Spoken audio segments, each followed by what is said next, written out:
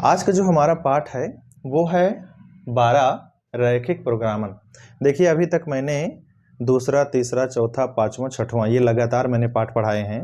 अब मैं उसको पहले पढ़ाऊंगा जहां से फिक्स रहता है कि इस पाठ से इस टाइप के सवाल फिक्स हैं, ठीक है। उसी को मैं पहले पढ़ाऊंगा क्योंकि बोर्ड के एग्ज़ाम के पहले ही हमको कंप्लीट करना है। और जो भी वीडियो मिले आपको उसको देखते जाइएगा, 101% आपको उसी टाइप का मिल जाएगा सवाल, ठीक है, ये गारंटी है। आज का जो पाठ है ये सबसे सरल है, पूरे कक्षा 12 का सबसे सरल पाठ यही है। ऐसा क्यों? क्योंकि इस पाठ में केवल हमें एक ही टाइप का सवाल पढ़ना है, और जब एक ही चीज़ पढ़ना है तो जाहिर सी बात है वही पढ़ना है और उसमें से आ जाएगा। तो सवाल को लगाने से पहले कुछ ज़रूरी बातें हैं, ज़रा ध्यान से समझ लीजिए। कहानी है, थोड़ा सा उसको समझना पड़ेगा। लिखा है रैखिक प्रोग्रामन समस्या और उनका गणितीय सूत्रीकरण, ठीक है। अब ये चीज़ होता क्या है, जैसे मान लीजिए कि कोई कंपनी है और वो कंपनी किसी सामान को बनाती है। तो जो भी कंपनी है कोई सामान बनाती है तो किसी दिन कम बनाएगी, किसी दिन ज़्यादा बनाएगी, ठीक है। तो जब उनका साल भर का या महीने भर का, ठीक है, या पर डे का पूरा लेखा जोखा इकट्ठा किया जाता है तो उसमें पता लगाया जाता है कि आज कितना अधिकतम सामान बनाया गया, उसका अधिकतम रुपए कितना लगा या उसका न्यूनतम रुपए कितना खर्च हुआ, ठीक है। तो जब भी कोई भी काम किया जाता है उसमें खर्च आते हैं, ठीक है, कितना सामान बना, कितना गया, कितना आया, ठीक है। तो ऐसे प्रश्नों को ना गणितीय रूप में परिवर्तित करके तब जाके उसको हल किया जाता था, ठीक है। तो जब जो कहानी की तरह सवाल रहते थे पहले उनको पढ़ना होता था, फिर गणित में यानी कि समीकरण बनाना होता था या रैखिक असमीकरण उससे बनते थे, तब जाके उनको हल करते थे। उसी को ही कहते हैं रैखिक प्रोग्रामन समस्या। और उसका गणितीय सूत्रीकरण क्या है? जो भी कहानी की तरह आप लोग कक्षा उसमें कक्षा 10 में, कक्षा 9 में आप पढ़े होंगे। जैसे बहुत सारे पाठ ऐसे हैं, जैसे दो चर में रैखिक समीकरण और या द्विघात समीकरण, कुछ पाठ ऐसे होते हैं जिसमें सवाल को पढ़ना होता है, कहानी की तरह दिया रहता था, फिर उससे समीकरण बनाना होता था, तब जाके उसे हल करना होता था। ऐसे ही जो हमने अभी बताया कि जो कंपनियों का लेखा जोखा होता है उनके बारे में पूरी जानकारी इकट्ठी करनी पड़ती थी, फिर उनको समीकरण या रैखिक असंख्या में बदलते थे, ठीक है, यानी कि गणित की तरह उनका सूत्र में परिवर्तित करते थे, तब जाके उसको हल करते थे। उसी को कहते हैं रैखिक प्रोग्रामन समस्या और उनका गणितीय सूत्रीकरण। अब ये व्यवरोध देखिए, व्यवरोध हमने लिखा है। ये व्यवरोध क्या होता है? जो रैखिक असमीकरण दी गई होती है, जैसे मैं आपको लिख के दिखाता हूं, देखिएगा ध्यान से। जैसे कहीं लिखा गया है ऐसे, देखिए जैसे कहीं लिखा गया है x + 2y ऐसे बड़ा है या बराबर है 3 के, ये देख रहे हैं ना। ये क्या है? इसको कहते हैं रैखिक असमीकरण। जब कक्षा 11 में पढ़ रहे थे तो रैखिक असमीकरण कहते थे, लेकिन कक्षा 12 में रैखिक प्रोग्रामन ये इस पाठ में ऐसे अगर कहीं लिखा गया है ये रैखिक असमीकरण तो इनको व्यवरोध कहते हैं, ठीक है। ऐसे इस टाइप का कोई भी चीज़ और भी लिखा जा सकता है, जैसे x ऐसे 3x - 5y ऐसे छोटा है, यानी कि अगर हम इंग्लिश में बोले तो थोड़ा समझ जाइएगा, इसको कहते हैं लेस देन, ठीक है, बराबर, ठीक है। ऐसे मान लीजिए 4 हो गया, ये भी क्या है? व्यवरोध है, यानी कि जो रैखिक असमीकरण है पुराना नाम उसी को ही व्यवरोध कहते हैं, ठीक है। अब मैंने अभी आपको क्या बताया कि जो कहानी की तरह ढेर सारा होता है, ठीक है, उसको पढ़ के हम समीकरण बनाते थे पहले, लेकिन अब वो चीज़ हट गया है। यहाँ डायरेक्ट रैखिक असमीकरण बना बनाया दिया रहेगा सवाल में और उसमें लिखा रहेगा व्यवरोध। इनको क्या कहते हैं? व्यवरोध। अब अभी मैंने एक कहानी सुनाया कि कंपनियों में जो लेखा जोखा होता है, कितना खर्च हुआ, कितना आया, कितना गया, कितना अधिकतम हुआ, कितना न्यूनतम हुआ, ठीक है, वो मान ज्ञात करते थे, ठीक। वही चीज यहाँ भी करते हैं। क्या करते हैं?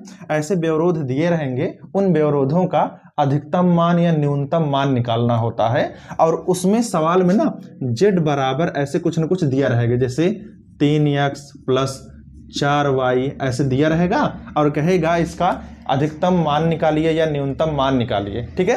तो जब ऐसे व्यवरोध दिए गए हो और z बराबर कुछ दिया गया हो और z का मान निकालना हो, तो z के मान को जब हम निकालते हैं हल करके तो उसको कहते हैं इष्टतमीकरण। इष्टतमीकरण, फिर से इष्टतमीकरण, या कहीं कहीं अंग्रेजी में वाला ये शब्द जो है ऑप्टिमाइजेशन, ये भी हिंदी में करके लिख के दिया गया होता है। ये भी पूछता है कभी कभी पेपर में कि आप ऑप्टिमाइजेशन का मान निकालिए या इष्टतमीकरण का मान निकालिए। कुल मिला के ये जो सवाल में व्यवरोध दिए रहते हैं रैखिक असमीकरण, इनके साथ में z बराबर कुछ न कुछ दिया रहेगा। यही z के मान को जब निकालते हैं तो इसी को ही कहते हैं क्या? इष्टतमीकरण या ऑप्टिमाइजेशन, ठीक है। और जेड का कैसा मान निकाला जाता है, अधिकतम या न्यूनतम मान, ठीक है। लिखा है रैखिक प्रोग्रामन समस्या को हल करने की ग्राफीय विधि। देखिए कोई भी सवाल होता है उसको हल करने की ढेर सारी विधियां होती हैं, लेकिन इस पाठ में हमें केवल ऐसे व्यवरोध दिए रहेंगे, जेड का मान निकालना होगा, लेकिन किस विधि से, ग्राफीय विधि से हल करना होगा। तो यही विधि हमारे लिए इंपॉर्टेंट है और इसी से ही सवाल लगाना है, ठीक है। चलिए सवाल लगाना शुरू करते हैं, और जैसा मैं एक सवाल लगाऊंगा वैसा ही आप सारे सवाल लगाइएगा। ध्यान से देखिएगा मैं क्या कर रहा हूं सवाल में। हमारा पहला सवाल है, ध्यान से देखिएगा, सवाल को ध्यान से पढ़ना है, फिर देखना है कि हमें करना क्या है, ठीक। ऐसे सवाल फिक्स होते हैं पेपर में। जो भी नियम सूत्र तरीके मैं इस सवाल में लगाऊंगा, इसके बाद जितने भी सवाल मैं बताऊंगा सब में वही सेम टू सेम रहेगा, ठीक है। देखिएगा इसमें क्या करना है। सवाल में लिखा है आलेखी विधि द्वारा निम्न रैखिक प्रोग्रामन समस्या को हल कीजिए। निम्नलिखित व्यवरोधों के अंतर्गत x प्लस 2y बड़ा है या बराबर है 10 के, 3x प्लस 4y छोटा है या बराबर है 24 के, x बड़ा है बराबर है 0 के, y बड़ा है बराबर है 0 के, z बराबर 200x प्लस 500y का न्यूनतम मान ज्ञात कीजिए, ठीक है। हर सवाल में ऐसे ही कुछ न कुछ लिखा रहेगा, बस सवाल में एक ही अंतर रहेगा, किसी में कहेगा z बराबर जो भी चीज दिया रहेगा कहेगा इसका अधिकतम मान ज्ञात कीजिए या न्यूनतम मान ज्ञात कीजिए, ठीक है। सबको हल करने का एक ही तरीका है, ध्यान दीजिए। हल कैसे करते हैं, इसका जो आंसर है ये थोड़ा बड़ा होता है, इसलिए मैं इसको दो भागों में बांट दे रहा हूं, ठीक है। देखिएगा तो यहां से मैं एक लाइन खींच दे रहा हूं, ठीक है, ये मैं खींच दे रहा हूं यहां पर एक लाइन, ठीक है। अब तो लिखते क्या है, सबसे पहले लिखते हैं ये जो व्यवरोध दिए गए हैं ना, इनको कक्षा 11 में संख्याएं कहते हैं, मैंने भी आपको समझाया था। इनको लिखते हैं, कहेंगे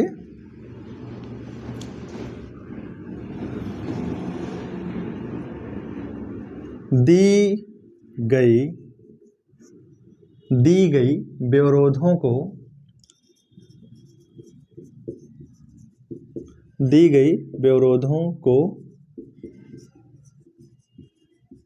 समीकरण के रूप में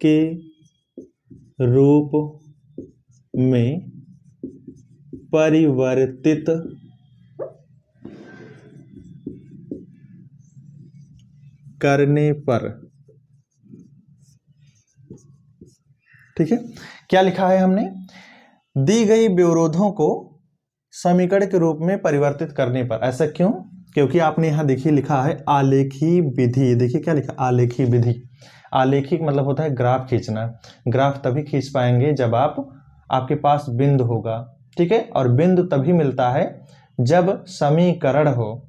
ये जो दिए गए हैं ना, ये रैखिक असमीकाएं हैं, ये व्यवरोध हैं, ये समीकरण नहीं है। इसीलिए व्यवरोधों को हम समीकरण में पहले बदलेंगे, ठीक है। तो लिखेंगे दी गई व्यवरोधों को समीकरण के रूप में परिवर्तित करने पर, ठीक है।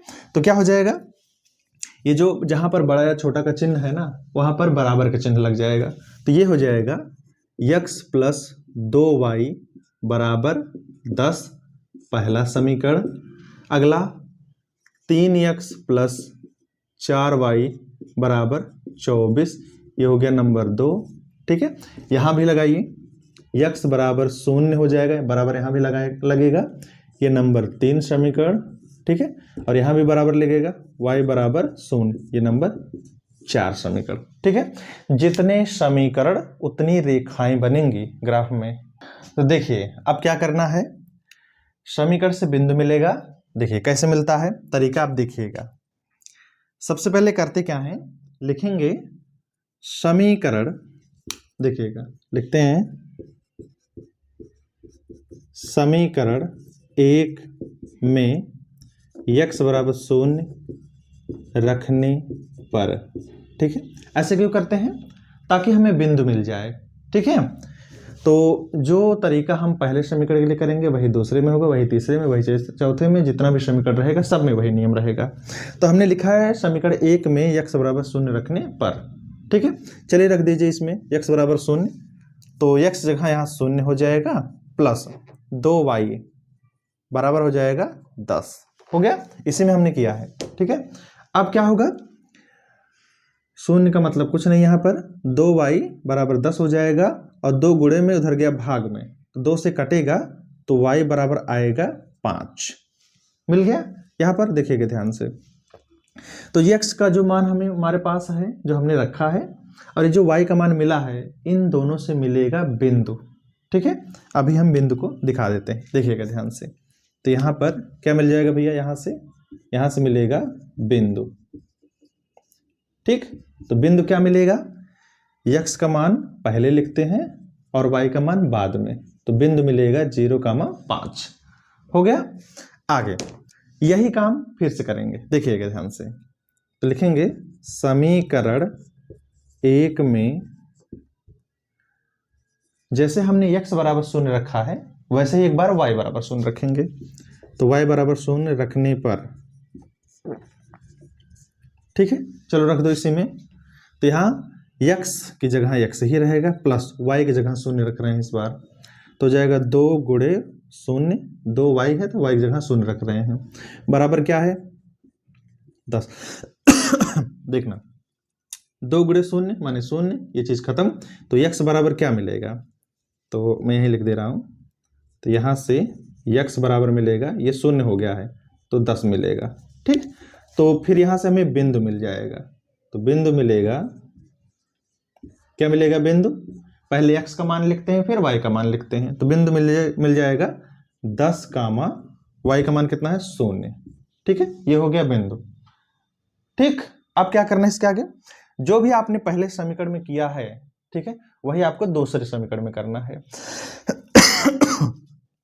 देखिए, तो यहां फिर लिखेंगे वही चीज, क्या लिखना है, लिखेंगे समीकरण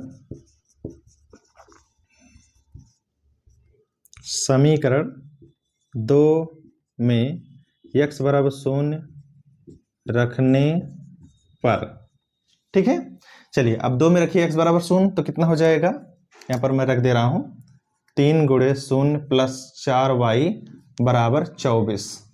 ठीक, तो 3 गुणे 0 0 हो जाएगा, 4y बराबर 24 है, 4 गुणे में उधर गया भाग में, तो y बराबर क्या आ जाएगा 4 छंग 24, ये y का मान आया और यहां से मिल जाएगा बिंदु। ठीक है, तो बिंदु क्या मिला, x का मान पहले लिखते हैं और y का मान बाद में। ठीक, हो गया बिंदु, कितना 0,6। आगे फिर यही क्या लिखेंगे, समीकरण 2 में जैसे हम x बराबर 0 रखते हैं एक बार, फिर एक बार क्या रखेंगे y बराबर 0। तो y बराबर 0 रखने पर, ठीक है, चलो रखो y की जगह 0, तो क्या हो जाएगा यहाँ 3x प्लस 4 गुणे 0 बराबर 24। तो 4 गुणे 0 माने 0, इस कहानी खत्म इसकी। 3 गुणे में इधर गया भाग में, तो x बराबर क्या आएगा, तो 3 8 24, 8 हो जाएगा यहाँ। ठीक है, मैं सही से लिख दे रहा हूँ, ये हो जाएगा 8। तो कुल मिला के यहाँ से हमें मिल जाएगा बिंदु। ठीक है, तो बिंदु क्या मिल जाएगा, x का मान पहले लिखिए और y का मान बाद में, मिल गया बिंदु।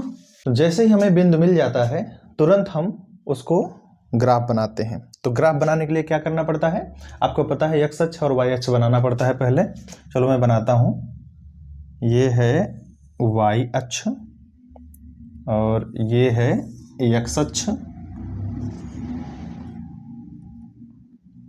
आपने देखा कि हमने दाहिनी साइड बड़ा सा रेखा खींचा है, ठीक है, और बाएं साइड छोटा सा, क्योंकि जो ग्राफ बनेगा वो दाहिनी साइड बनेगा, इसलिए मैंने ऐसा किया है।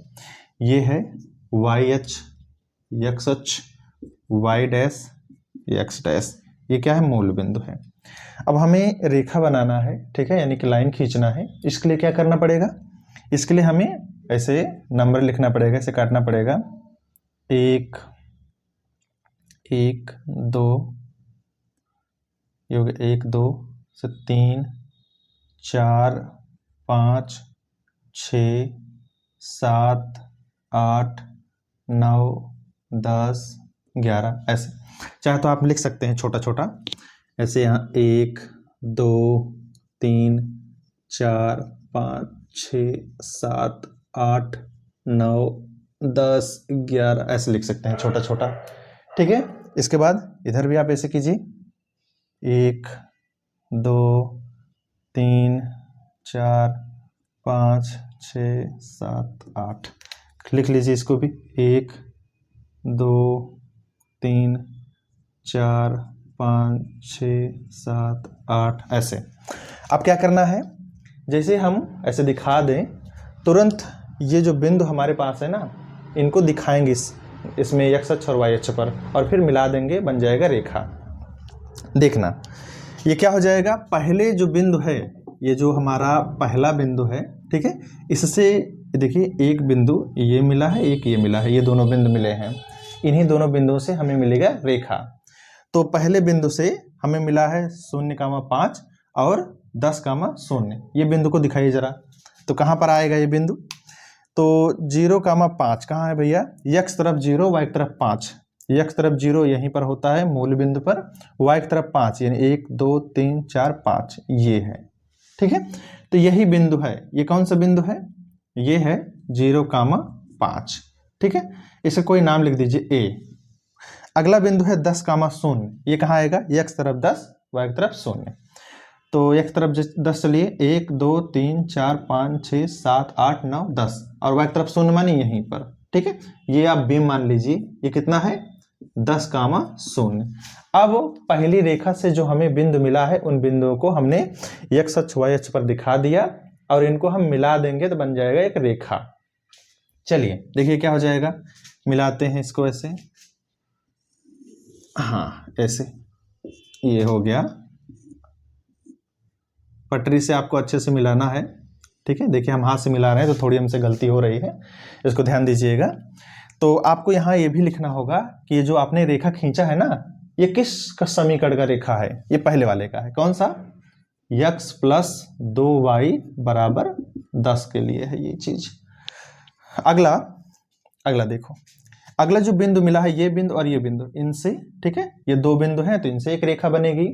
तो पहला बिंदु क्या है, 0,6, ये किससे निकला है, ये दूसरे वाले समीकरण से निकला है, 0,6, ये कहाँ से आएगा, x तरफ 0 y तरफ 6, तो x तरफ 0 यहीं पर होता है मूल बिंदु पर, और y तरफ 6 माने ये यहाँ, ठीक है, ये है, ये वाला बिंदु है, ठीक। ये कौन सा बिंदु है, मैं यहाँ दिखा दे रहा हूँ, ये मान लीजिए आप C है, ये है 0,6, ठीक। अगला है 8,0, ये x तरफ 8 y तरफ 0, कहाँ जाएगा, 1 2 3 4 5 6 7 8, ये है, क्योंकि 8,0 है तो यहाँ आएगा, ये क्या है, 8,0, इसको आप D मान लीजिए, ठीक। अब ये बिंदु C और D, इनको मिलाइए तो इनसे बनेगा एक रेखा, ये देखिए बन गया, ठीक है। अब अगर रेखाएं हम खींच रहे हैं और वो दोनों या तीनों या चारों, कहीं भी कोई भी रेखा है, चाहे जितनी रेखाएं, अगर कहीं पर काट रही हैं तो उनका भी नाम रख दीजिए। तो देखिए ये रेखा और ये रेखा, यानी कि AB रेखा और CD रेखा, ये काट रही है कहीं पर, इसका भी कोई नाम रख दीजिए, ये रख दीजिए E, ठीक है। तो जैसे A का मान है 0,5, C का मान है 0,6, D का मान है 8,0 और B का मान है 10,0, वैसे E का भी मान होगा। और ये E का मान कहाँ से आता है, ये जो भी दो रेखाएं एक दूसरे को काटी हैं, उन्हीं को जब हल करते हैं तो ये वाला बिंदु आ जाएगा। जैसे ये AB रेखा और CD रेखा दोनों एक दूसरे को काट रही हैं, तो उन्हीं को हल करते हैं तो ये E वाला बिंदु आ जाता है। बाद में देखेंगे कि इनकी जरूरत है या नहीं है, ठीक है, देखते हैं। अब जैसे ही हमारे पास ग्राफ मिल जाए ना, तुरंत हमें ये डिसाइड करना होता है कि हमें कौन सा भाग इसमें से कलर करना है, यानी कि रंगना है। जैसे एक भाग ये है बड़ा सा, ये है बाहर की तरफ है, यही सबसे मुश्किल काम होता है और यही सबसे इम्पॉर्टेंट होता है इस पाठ में, ठीक है। तो कैसे पता चलता है कि कौन सा भाग रंगे, ये बताता है प्रश्न में जो व्यवरोध दिया होता है ना, वो बताता है।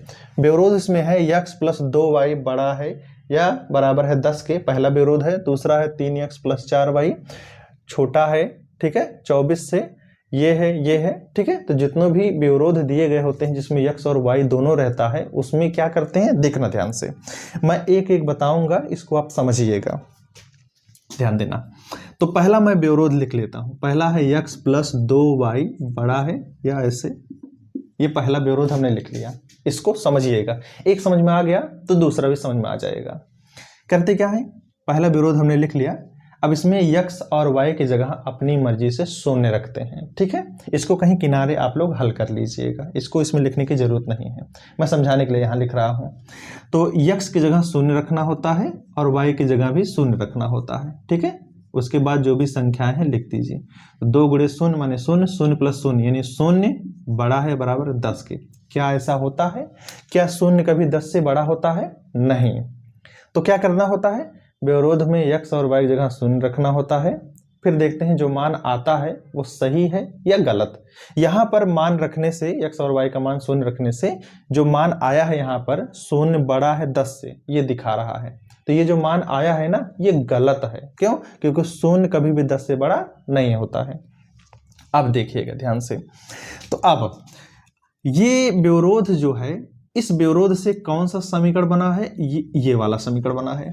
तो इसी रेखा को देखेंगे, अगर यहाँ पर जो मान आया है ये गलत है तो इस रेखा के ऊपर की तरफ ऐसे रंगेंगे, ऐसे ऊपर की तरफ ऐसे रंगेंगे। ठीक है, ऐसे ध्यान दीजिएगा, ऐसे ऊपर की तरफ ऐसे रंग देंगे। ठीक है, थोड़ा सा ऐसे हो गया। आगे अगर यही मान सही होता तो हम मूल बिंदु की तरफ रंगते। फिर से यहां जो मान आया है ना गलत है, इसलिए हम इस रेखा के ऊपर रंग रहे हैं, नीचे नहीं। ठीक है, यानी कि ये है मूल बिंदु, तो मूल बिंदु की तरफ नहीं रंगते हैं। कब? जब मान गलत होता है। अगर यही मान सही होता तो हम नीचे की तरफ यानी कि जिधर मूल बिंदु है ना उधर रंगते हैं। ठीक है, ध्यान दीजिएगा, यहाँ गलत है इसलिए मूल बिंदु से दूर यानी कि ऊपर की तरफ हम इस रेखा से ऊपर ऐसे रंगेंगे। रंग दिया। अगला, तो जो काम आपने पहले वाले के लिए किया है ना विरोध के लिए, वही काम आप दूसरे के लिए कीजिए। तो दूसरा विरोध क्या है? दूसरा है 3x प्लस 4y छोटा है बराबर है 24 से। ठीक है, इसमें भी x और y जगह शून्य रखिए। ठीक है, चलिए तो 3 गुणे शून्य प्लस y, सॉरी 4 गुणे शून्य, ये छोटा है बराबर है 24 के। ठीक है, देखना, तो 3 गुणे शून्य माने शून्य प्लस 4 गुणे शून्य माने शून्य, छोटा है बराबर है 24 के। तो शून्य, शून्य प्लस शून्य माने शून्य, छोटा है बराबर है 24 के। तो यहाँ देखिए, क्या शून्य 24 से छोटा है? हाँ, छोटा है भैया, छोटा होता है। तो शून्य 24 से छोटा है, यानी कि ये सही लिखा गया। ये जो मान आया है ना ये सही है। और ये दूसरा विरोध लिया है, इस विरोध से कौन सा रेखा बना है? ये वाला रेखा। ठीक है, ये रेखा का जो रेखा आपने खींचा इसका समीकरण लिख लीजिए। ये दूसरा वाला, ये क्या है? ये है 3x प्लस 4y बराबर 24 वाला रेखा है। ठीक है, तो इस विरोध से ये रेखा बना है और हमने x और y जगह शून्य रखा तो ये मान सही आ रहा है, यानी कि शून्य छोटा होता है 24 से। अगर सही आए तो इस विरोध से जो भी रेखा बना है ना उसको हम मूल बिंदु की तरफ हम रंगते हैं। जैसे अगर यही गलत होता तो यही देखो, इस विरोध से यही रेखा मिला है ना तो इसके हम ऊपर रंगते हैं। ठीक है, लेकिन यहाँ जो मान आया है ना सही है। क्या? शून्य 24 से छोटा होता है, तो हम ऊपर नहीं बल्कि हम नीचे रंगेंगे ऐसे। ठीक है, नीचे रंगेंगे ऐसे, तो इस रेखा के नीचे रंगेंगे। देख रहे हैं ना? हो गया, आया। अब इसके बाद ध्यान से देखिए, तो हमें पता चल गया कि पहली रेखा के ऊपर रंगना है या दूसरी रेखा के ऊपर नीचे कहाँ रंगना है, ये हमें पता चल गया। ठीक है, अब देखना ध्यान से, अब बचा है, ये पहले वाले के लिए हो गया, दूसरे वाले के लिए हो गया, अब बचा है तीसरा। तीसरा क्या है? x बराबर शून्य माने y अक्ष। ये चीज मैंने बताया, x बराबर शून्य माने y अक्ष। ठीक है, देखना ध्यान से, ये क्या है? देखना, ये जो x बराबर शून्य लिखा है इसको क्या कहते हैं? x बराबर शून्य y अक्ष को कहते हैं, और ये x अक्ष को कहते हैं y बराबर शून्य। ठीक है, देखना ध्यान से। अब इसमें अब हम ये देखो x अक्ष, सॉरी ये जो x बराबर शून्य है यानी कि जो y अक्ष है ना यह भी एक रेखा है, और ये जो x अक्ष है यह भी एक रेखा है। अब हमें यहां डिसाइड करना है कि हम इसके ऊपर नीचे दाएं बाएं कहां रंगे। तो ध्यान दीजिएगा, यहां पर जब भी देखिए यहां क्या लिखा है, x, देखो इधर x बड़ा है 0 के, जब भी ऐसे बड़ा का चिन्ह लगा हो ना तो हमेशा जो x बराबर शून्य है यानी कि y अक्ष है ना, y अक्ष के दाहिनी तरफ रंगते हैं। ध्यान दीजिएगा, तो ये y अक्ष है, y अक्ष के दाहिनी तरफ रंगिए। तो दाहिनी तरफ हम रंगेंगे तो यहाँ से देखिए ये दाहिनी तरफ ऐसे ऐसे रंगेंगे। ठीक है, अब देखना ध्यान से। अब ऐसे, अब यहाँ पर है y बराबर 0, तो y बराबर 0 माने x अक्ष, ठीक। तो जब y बड़ा हो 0 से या बराबर 0 के जब ऐसा कहीं लिखा गया हो ना, तो y बराबर 0 का मतलब होता है x अक्ष। तो x अक्ष के हम ऊपर की तरफ रंगते हैं, ठीक है। तो ये x अक्ष है, इसके हम ऊपर की तरफ रंगेंगे, ठीक है। अब देखिएगा ध्यान से। अब बात यह है कि 1 2 3 4 कौन सा ऐसा भाग है जिसको सही से रंगना है। ये तो डिसाइड हो गया कि ऊपर नीचे कहां पर लाइन खींचेंगे, रंगेंगे कैसे, ठीक है। अब देखना ध्यान से, हमें वो भाग चाहिए जहां पर सभी जो रंग रहे हैं ना वो एक साथ मिले। अब जरा ध्यान से देखना, इस भाग में अगर देखेंगे तो ये जो हम रंग रहे हैं ना ये ऊपर की तरफ है, नीचे की तरफ नहीं है, तो ये भाग नहीं लिया जाएगा। ऐसा क्यों? क्योंकि ऊपर की तरफ रंग रहे हैं तो ये भाग रंग नहीं रहा है, ये इस भाग में कलर नहीं आएगा, रंग नहीं आएगा, ठीक है। अब इसमें जरा देखो ध्यान से, इसमें हम इस रेखा के नीचे रंग रहे हैं, लेकिन ये जो रेखा गई है ना इसके नीचे नहीं रंग रहे हैं, तो ये नीचे नहीं रंग रहे हैं, तो इस भाग में भी रंग नहीं पाएंगे, ठीक है। ध्यान दीजिएगा, हमें रंगना उस भाग को होता है जहां पर सारे भाग एक साथ मिलते हैं, ठीक है।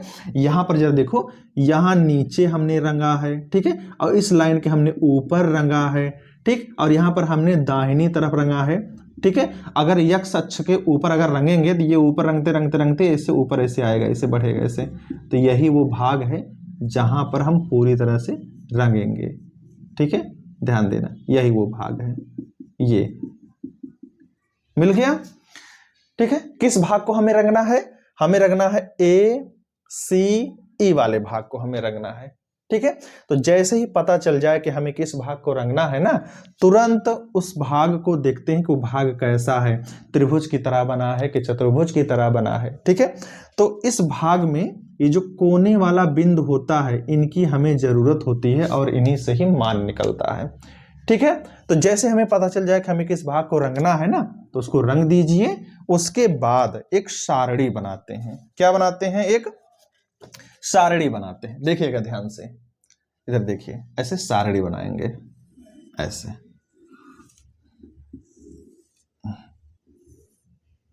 ऐसे सारणी बनाते हैं, ठीक है। अब सारणी में लिखते क्या है यही हमें समझना है। तो यहां पर लिखते हैं कोणीय बिंदु, ठीक है, कोणीय बिंदु, ठीक। और इसमें क्या लिखना होता है? इसमें लिखता है जेड के संगत मान, ठीक है, ये लिखना होता है। अब इसके बाद क्या लिखना होता है देखिएगा ध्यान से। जो भी भाग हमने रंगा है, अब आप देखिए कोणीय बिंदु माने कोने वाला बिंदु, तो जो भाग हमने रंगा है ना उसके कोने में कितने बिंदु हैं? ये हमने रंगा है 1 2 3, यही 3 बिंदु हैं, ठीक है। तो 3 खाना बनाइए, ऐसे बन गया। वो कौन कौन सा बिंदु है? तो पहला तो बिंदु है A, क्या मान है इसका? 0,5। दूसरा बिंदु क्या है? C, क्या मान है? 0,6। तीसरा बिंदु है E, और ये बिंदु हमें पता नहीं है। जिन दोनों रेखाओं से कटकर E मिला है, ठीक है, ये बिंदु, उन्हीं दोनों रेखाओं को हम हल करते हैं और E का मान निकालते हैं, ठीक है। तो E वाला कैसे मिला है? जब ये वाली रेखा और ये वाली रेखा एक दूसरे को काटी है, ठीक है, तब जाके E वाला मिला है। तो E का बिंदु निकालेगा कैसे? यही दोनों को हल करके। देखना ध्यान से। तो पहला जो समीकरण है ये है x प्लस 2y बराबर 10 है, और दूसरा है ये देखिए ये 3 है, 3x प्लस 4y बराबर 24, ये है ना। इन्हीं दोनों को हमें क्या करना है? हल करना है, ठीक है। तो इसके लिए क्या करना होगा देखना ध्यान से। आप कक्षा 10 में पढ़े होंगे, एक 2 चर में रैखिक समीकरण वाला पाठ है, और ऐसे 2 समीकरण अगर दिए गए हैं तो उसमें x और y का मान निकालने के लिए विलोपन विधि या प्रतिस्थापन विधि हम लागू करते थे और x का y का मान निकालते थे। विलोपन विधि सबसे आसान होती है। उसमें क्या करते हैं, ये जो x वाला है या y वाला है, इसमें से किसी एक मान बराबर करते हैं, फिर दोनों को आपस में या तो जोड़ देंगे या तो घटा देंगे, ठीक है। तो देखिए जरा, x मान यहाँ 3x है, यहाँ केवल x है। अगर हम इसमें 3 से गुणा कर दें, ठीक है, देखना ध्यान से, अगर हम इसमें 3 से गुणा कर दें तो हो जाएगा ये 3x प्लस 6y और ये हो जाएगा 30 और ये नीचे वाला y लिखिए। ठीक है, आप देख रहे हैं कि x वाला मान बराबर हो गया। कैसे किया है, इसी पहले वाले में ना 3 से गुणा कर दिया है। तो जैसे ही बराबर हो जाए या तो x वाला मान या तो y वाला मान, तुरंत हम दोनों को या तो जोड़ते हैं तो घटाते हैं। ठीक है, कब जोड़ते हैं, जब जो मान बराबर हो उसमें से एक प्लस हो एक माइनस हो तब जोड़ते हैं, और अगर मान बराबर है और दोनों प्लस या दोनों माइनस है तो घटाते हैं। तो दोनों प्लस है तो घटाएंगे, और घटाने से चिन्ह बदल जाता है, सबको पता है। तो देखो ये कैंसिल हो जाएगा, और 6y में से 4y जाएगा तो 2y हो जाएगा, और 30 में से 24 जाएगा, हो जाएगा 6, और 2 गुणे में उधर गया भाग में, तो 2 से ये कटेगा तो y का मान आएगा कितना, 3 आएगा। ठीक है, अब यही अगर किसी एक का मान आ जाए, चाहे x का चाहे y का, उसे उस समीकरण में रखो जो छोटा हो। तो इन दोनों में से छोटा कौन है, ये वाला छोटा है, उसी में रखो। चलो तो जाएगा x प्लस 2 गुणे y का मान क्या निकला, 3 बराबर 10। 3 दूनी 6, 6 प्लस में उधर गया माइनस में, तो 10 में से 6 गया तो x बराबर आएगा 4। तो ये x का ये y का मान आ गया, तो यही हो गया बिंदु, कितना, 4,3। ठीक, तो ये बिंदु हो जाएगा 4,3 हो गया। और जैसे ही बिंदु मिल जाए तुरंत इनकी जरूरत खत्म। ठीक है, ये मैं हटा दे रहा हूं क्योंकि इसकी जरूरत खत्म हो गई। हो गया, अब इसके लिए क्या करना होगा, इसके लिए क्या करना होगा, z के संगत मान हमें निकालने होंगे। यानी कि ये जो बिंदु मिला है x और y का मान, यही z वाले मान में हमें रखना होगा, बाकी और कुछ नहीं है। ठीक है, चलो रख दो। ये क्या है, 200 x है, x का मान यहाँ 0 है तो 0 रखो, प्लस 500 गुणे y का मान कितना है, 5। हल करो, ये 0 हो गया, 5 × 5 = 25, ये 2500 हो गया। आगे फिर यही मान रखिए, 0 और 6, x जगह 0 y जगह 6 रखिए, तो जाएगा 200 गुणे 0 प्लस 500 गुणे y का मान 6, तो 6 × 5 = 30, ये 0 हो गया, तो जाएगा 3000। आगे ये वाला मान रखिए, तो कितना हो गया, 200 गुणे x कितना है, 4 प्लस 500 गुणे y का मान कितना है, 3 यहाँ है। ठीक है, तो जरा इसको हल कीजिए, तो 4 दूनी 800 हो जाएगा, प्लस 5 यहीं 1500। ठीक है, तो 1500 और 8 जोड़ेंगे तो 800, ये हो जाएगा 2300। ठीक है, अब हमें देखना है कि किस बिंदु पर z का सबसे छोटा या बड़ा मान आया है, क्योंकि सवाल में पूछा है z बराबर 200x प्लस 500y का न्यूनतम मान। तो अगर न्यूनतम मान कहता है तो सबसे छोटा वाला मान देखते हैं, और अगर अधिकतम मान कहता है सवाल में तो सबसे बड़ा वाला मान देखते हैं, और वही आंसर हो जाता है। ठीक है, तो लिखेंगे अतः, देखिए क्या लिखेंगे, यहाँ लिख दीजिए, मैं यहाँ लिख दे रहा हूँ। ठीक है, देखिएगा, लिखेंगे अतः सबसे छोटा मान कौन है, 2500, 3000, 2300, ये 2300 सबसे छोटा मान है। तो लिखेंगे अतः बिंदु E, कौन सा बिंदु है, 4,3 पर z का न्यूनतम मान, ठीक है, कितना है, 2300 है। बस हो गया आंसर। और अगर कहता कि अधिकतम मान बताइए, तो बस यहीं लिखते क्या, बिंदु E या जो भी बिंदु रहेगा z का अधिकतम मान ऐसे लिखते हैं, और जो अधिकतम मान रहता वो आंसर लिख देते हैं। ठीक है, तो सवाल में अधिकतम और न्यूनतम दोनों साथ में भी पूछे जा सकते हैं और अलग अलग भी पूछे जा सकते हैं। तो अगर अधिकतम कहता है तो सबसे बड़ा वाला मान, और अगर न्यूनतम कहता है तो सबसे छोटा वाला मान, और हो गया ये कंप्लीट आंसर। हमारा दूसरा सवाल है। ठीक है, इसमें जो सवाल है ना, वो पूछने का तरीका थोड़ा अलग है, लेकिन हर चीज़ वही है। ऐसा क्यों, क्योंकि पीछे कुछ और कह रहा था। ठीक है, थोड़ा सा अंतर था शब्दों में, बाकी काम एक ही करना है।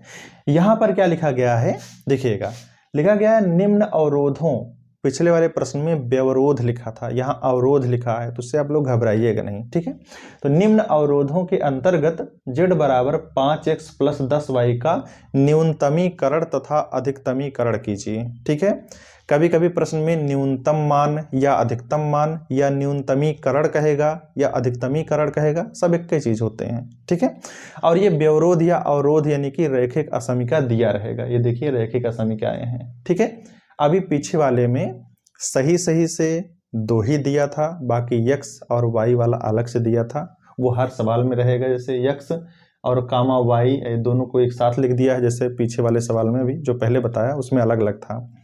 तो यहाँ 1 2 3 4 5 हैं इसमें, ठीक है। अभी पीछे वाले में 4 ही था, तो उसको कैसे किया था आपने देखा, सेम टू सेम ये भी वैसे ही होगा। तो सबसे पहले क्या लिखते हैं, दी गई अवरोधों या व्यवरोधों को समीकरण के रूप में परिवर्तित करने पर, यानी कि ये जो दिए गए हैं ना इनको समीकरण के रूप में परिवर्तित कीजिए, यानी कि बदल दीजिए, ठीक है। तो देखिए हम लिख के दिखाते हैं, ध्यान दीजिएगा। तो हम बदल दे रहे हैं, तो ये क्या हो जाएगा, पहला वाला x प्लस 2y छोटा है बराबर है 120 से, तो उसको समीकरण में क्या लिखेंगे, लिखेंगे ऐसे x प्लस 2y बराबर 120, ये बन गया समीकरण 1 हो गया। वैसे यहाँ बराबर लगाइए, x प्लस वाई बराबर हो जाएगा 60, ये हो गया नंबर 2। अगला है x माइनस 2y बराबर 0, ये नंबर 3, ठीक है। अगर इनसे क्या होगा, x कामा y ये साथ में दे दिया है, यानी कि x बराबर भी 0, ठीक है, और y बराबर भी 0, ठीक है, ऐसा। अभी पीछे आपने क्या किया था, पीछे आपने एक एक समीकरण में x बराबर 0 y बराबर 0 रखा था और बिंदु निकाला था, ठीक है। तो मैं यही साथ में ही डायरेक्ट निकाल दे रहा हूं, ठीक है। आपको लिखना तो है ही, जैसे मैंने प्रश्न में पीछे भी बताया था, वही काम यहां भी करना है, लेकिन मैं यहाँ थोड़ा शॉर्टकट में बताऊंगा, क्योंकि पीछे मैंने बहुत सारी बातें बता दिया और काफी टाइम लगा के मैंने बताया है। तो देखिए, तो मैंने क्या कहा था, समीकरण में एक बार x बराबर 0 रखते हैं, ठीक है, तो y का मान आता है। तो x बराबर 0 रखेंगे तो ये 0 हो जाएगा, 2y बराबर 120 मिलेगा, 2 गुणे में उधर गया भाग में, तो y का मान मिलेगा 60, ठीक है।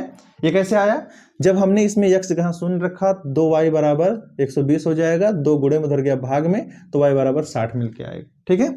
अगला, अगर हम इसमें y की जगह अगर हम y बराबर 0 रखें, तो ये 2 गुणे 0 हो जाएगा, x बराबर 120 मिलेगा, x बराबर मिलेगा 120, ठीक है।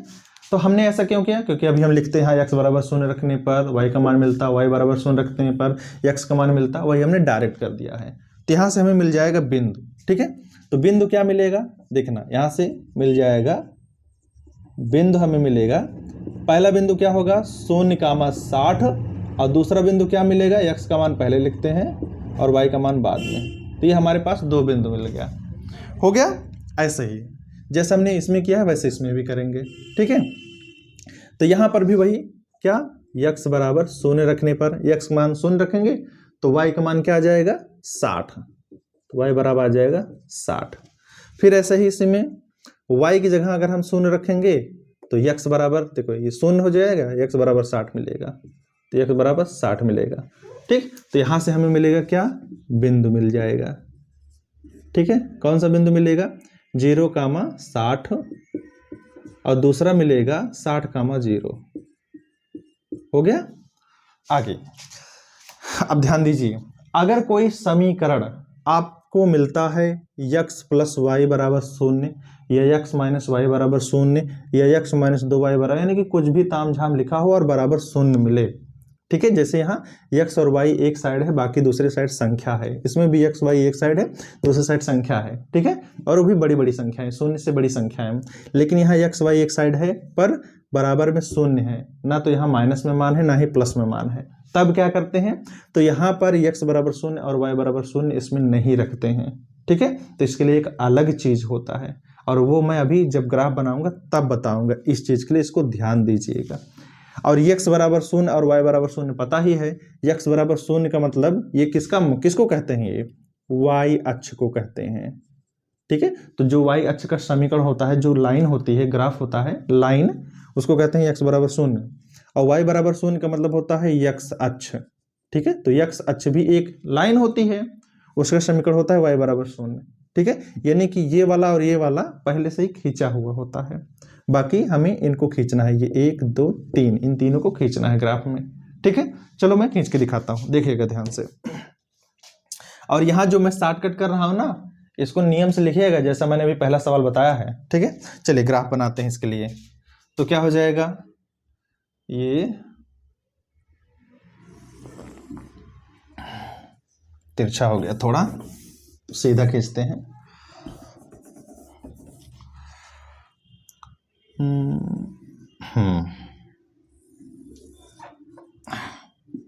चलिए, ये हो जाएगा क्या, मूल बिंदु, ये है x डैश, ये है y डैश, ये है y, ये है x। हो गया। अब क्या करना है, ग्राफ खींचना है। बिंदु को जरा देखिए, बिंदु बहुत बड़े बड़े हैं, 60 है, 120 है, इसीलिए जो भी इसे कट कीजिए ना, इसे काटिए, ये थोड़ा बड़ा बड़ा मान लीजिए, ठीक है। चलिए हम लेते हैं यहाँ 1 2 3 4 5 6, ये जो काट रहे हैं ना, इनको थोड़ा बड़ा बड़ा मान लीजिएगा, ठीक है। चलिए हम मान लेते हैं इसको 0 से ये 30 मान लेते हैं, ये हो जाएगा 60, ठीक है। और ये हो जाएगा 90, ये हो जाएगा 120, और ये हो जाएगा 150, ऐसे ही आगे जाएगा, ठीक है। आगे इधर भी ऐसे मान लीजिए, ठीक है, ऐसे। तो यहाँ भी मान लीजिए ऐसे 30 उस, ये हो जाएगा 30, 60 जाएगा 90, 120, ऐसे ऊपर जाएगा। हो गया। चलिए इनको दिखाते हैं। तो पहला बिंदु हमारा क्या है, 0,60, यानी कि x की तरफ 0, y की तरफ 60। तो मूल बिंदु पर 0 होता है, ठीक है, x तरफ 0 हो गया, और y की तरफ 60, तो ये 30, ये 60, ये है। ये बिंदु क्या है, ये बिंदु है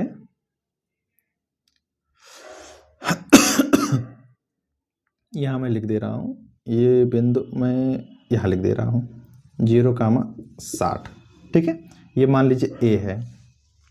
अगला बिंदु क्या है, 120,0, तो 120 कहाँ आएगा, 30, 60, 90, 120, ये है 120,0, तो 120,0, ये आप B मान लीजिए, ठीक है।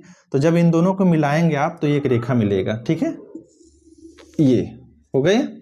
और हाँ, मैंने कहा था कि जो भी रेखा आप खींचिए ना, उसका पहले आप नाम लिख दीजिए, कौन सी वाला रेखा आप खींच रहे हैं।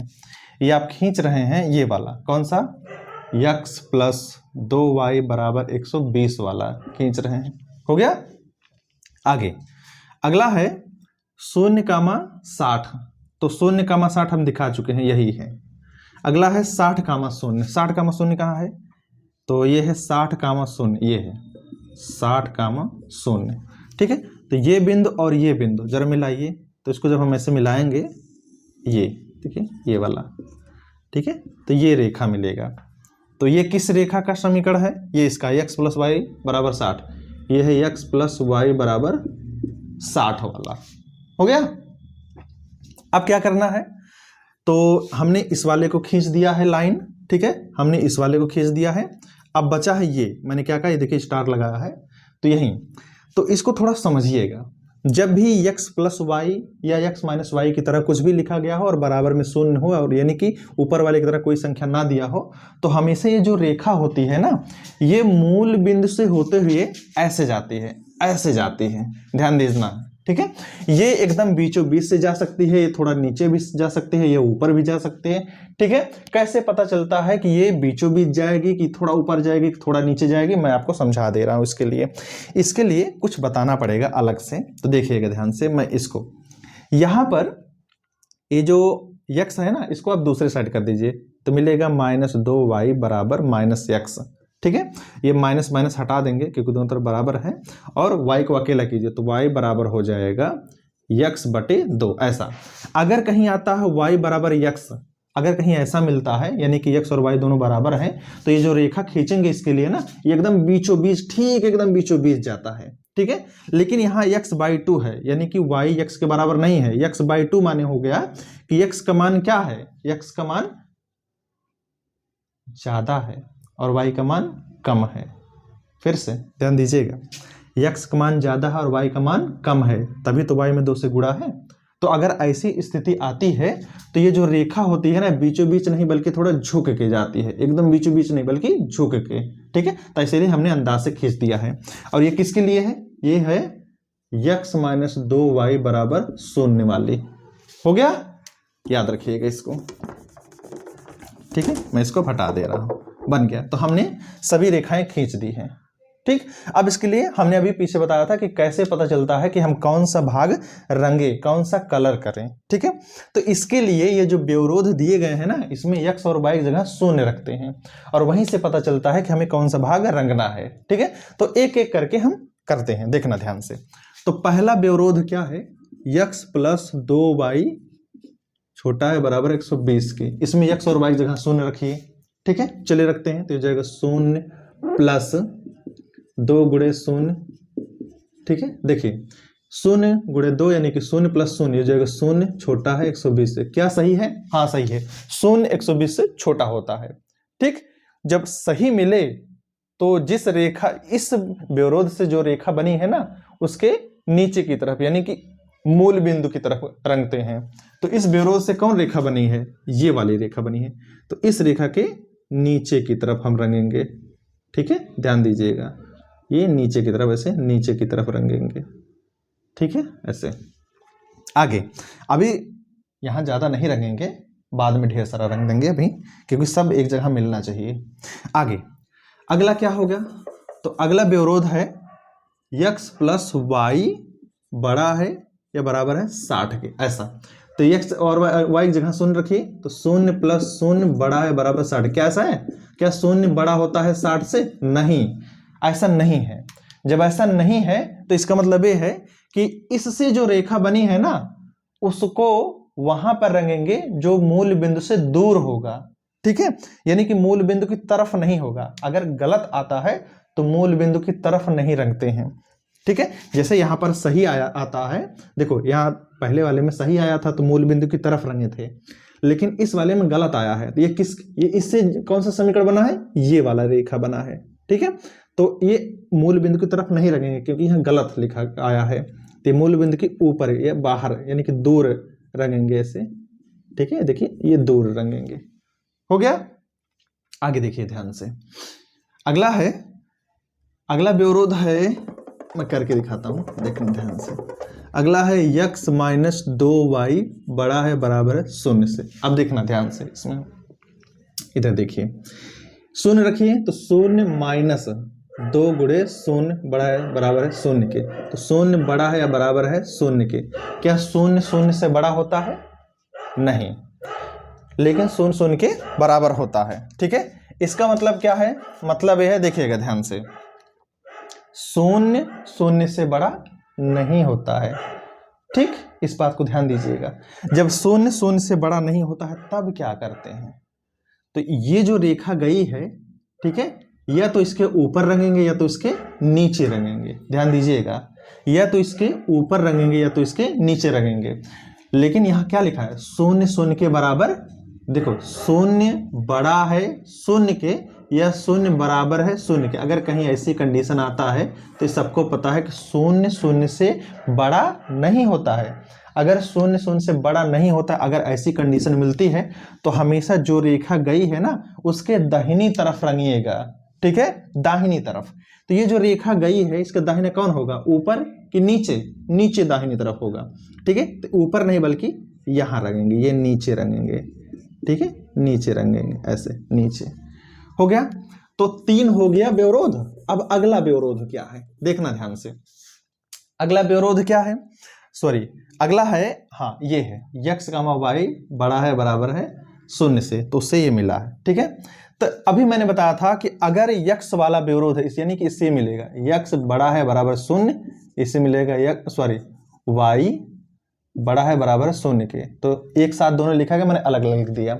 तो अगर ये वाला होता है तो मैंने आपको बताया था कि x वाले किसको बताता है? y अक्ष को। y अक्ष के दाहिनी तरफ रंगते हैं और x अक्ष के ऊपरी तरफ रंगते हैं, नीचे नहीं, ऊपरी तरफ। तो ये किसको बताएगा? y अक्ष को। ये किसको बताएगा? x अक्ष को। तो y अक्ष है तो इसके दाहिनी तरफ रंगेंगे। तो ये y अक्ष है तो इसके दाहिनी तरफ रंगेंगे। ठीक है, और ये y बड़ा है या बराबर है 0 से, ये किसको बताता है? x अक्ष को। इसके ऊपर की तरफ रंगेंगे, तो ऊपर की तरफ रंगेंगे। ठीक है, देखो तो ऐसा कहां आपको जगह मिला जहां पर सभी एक साथ रंगीन मिलते हैं? ठीक है, तो मिलेगा, देखो ये इसके नीचे है, देखना ध्यान से, ये देखो नीचे है, ये ऊपर की तरफ है और ये नीचे की तरफ है। और ये भी ऊपर की तरफ है, तो यही वो भाग मिलेगा जहां पर सब एक साथ रंगे जाएंगे। ठीक है, तो इसका मतलब यहां सब नहीं मिलेगा, तो इसको मैं हटा दे रहा हूं। ठीक है, तो ये मैं हटा दे रहा हूं, यहां सब जगह नहीं मिलेगा। हो गया, ये मिलेगा। तो मैंने क्या कहा था कि ये जो कोने वाला अगर मिल जाए कि कौन सा भाग हमें रंगना है, तो उसका कोने वाला बिंदु निकालते हैं। तो ये है कोने वाला बिंदु, ये है कोने वाला बिंदु, ये है कोने वाला, ये वाला कोने वाला है। तो यहां तो हमें पता है ये वाला है 60,0, यहां पता है ये है 120,0, ये नहीं पता है, ये नहीं पता है। ठीक है, तो इसको क्या करते हैं, हल करते हैं। कैसे पता चलता है, सबसे पहले देखते हैं कि कौन कौन सी रेखा मिलकर काटी है। जैसे अगर हम मान लें ये हमने ए माना है, ये बी है, ये मान लीजिए सी है, ये डी मान लीजिए, ये मान लीजिए ई। ठीक है, सारे बिंदु को निकालिए। कैसे निकलेगा, ये वाला बिंदु कैसे मिलेगा, ये वाला बिंदु मिला है इस वाले रेखा से और इससे कटा है, यानी कि है x + y = 60 और इस रेखा क्या नाम है, x - 2y = 0। ठीक है, इन दोनों को हम हल करते हैं। ठीक है, चलो हल करो। तो घटाएंगे तो प्लस वाला माइनस, माइनस वाला प्लस, ये माइनस, ये कैंसिल हो जाएगा। y और 2y हो जाएगा 3y बराबर कितना 60, 3 से काटेंगे तो y का मान आएगा 20।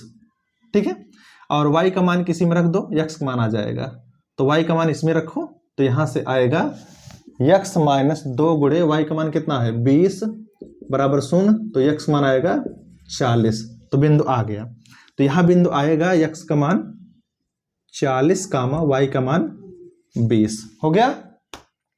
आगे अब हमें ई वाला चाहिए। ई वाला किससे किससे मिलकर बना है, इस वाले रेखा से और इस वाले रेखा से।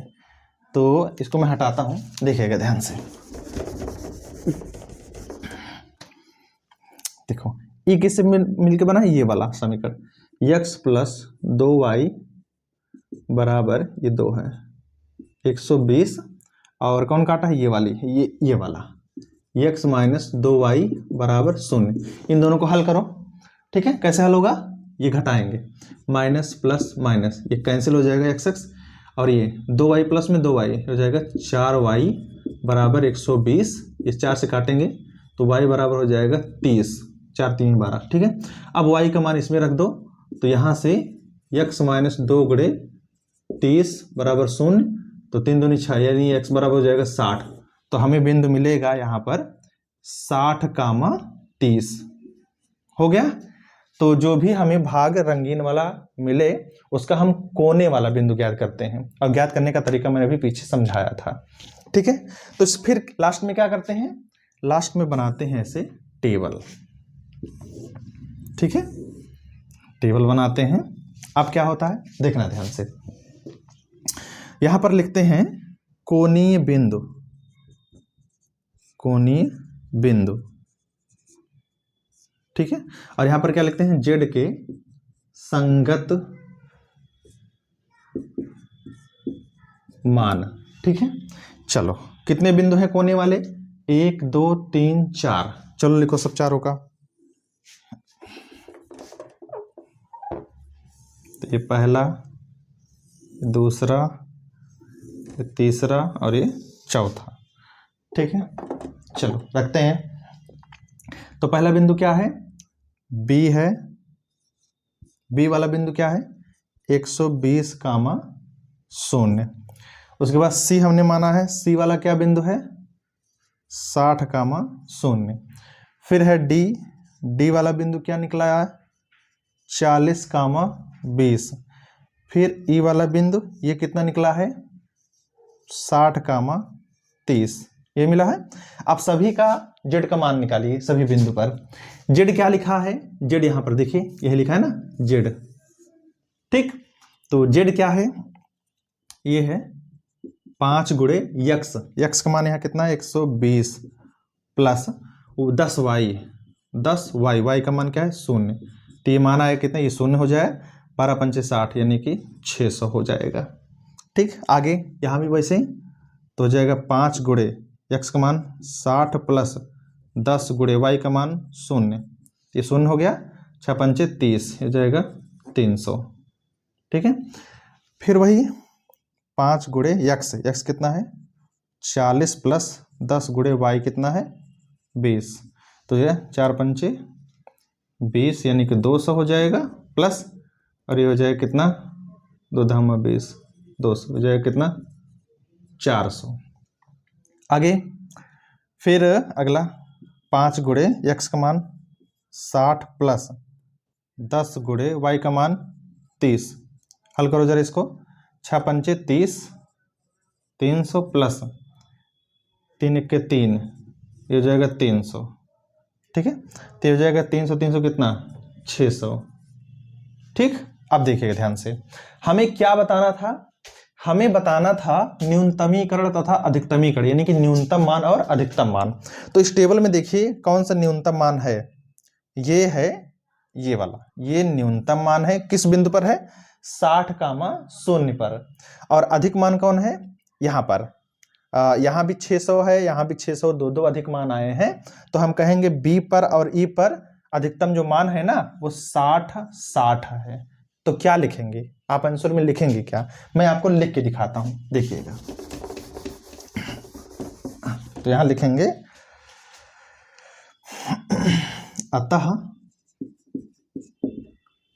देखिएगा ध्यान से क्या लिख रहा हूं, अतः बिंदु कहां पर न्यूनतम है, सी वाले बिंदु सी 60,0 पर जेड का न्यूनतम मान कितना है 300 है, तथा बिंदु कौन है, बी वाला है, बी 120, 0 तथा ई वाला है ना, हाँ ई वाला है कौन 60,30 पर जेड का अधिकतम मान कितना है 600, ठीक है। यही है आंसर, हो गया कंप्लीट आंसर। इसको आप लिख लीजिएगा, और जैसा भी मैंने आपको ग्राफ बताया, क्योंकि ग्राफ ही इंपॉर्टेंट है, इसको आप देखिएगा और इससे सवाल जितने भी आएंगे आप हल कीजिएगा। आप लोग नोट कर लीजिए इसको पूरा, ठीक है।